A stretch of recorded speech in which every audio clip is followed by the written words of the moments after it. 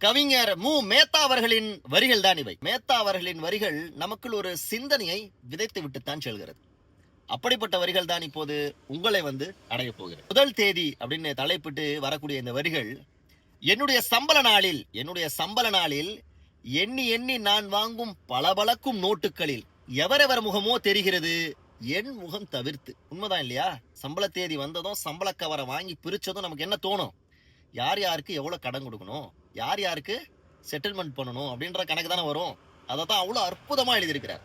எண்ணி எண்ணி நான் வாங்கும் பளபளக்கும் நோட்டுகளில் எவரெவர் முகமோ தெரிகிறது, என் முகம் தவிர்த்து. அடுத்து கேளுங்க. வெற்றி தூண் அப்படின்னு தலைப்பிட்டு ஒரு கவிதை. மகளிர் கூட்டம் மலர் தூவி வரவேற்கிறது. மகளிர் கூட்டம் மலர் தூவி வரவேற்கிறது. யார?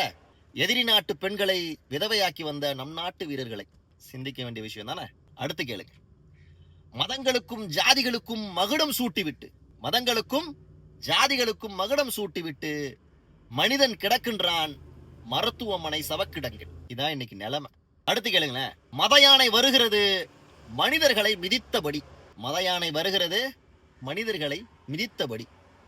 உஷாராயிக்கணும்.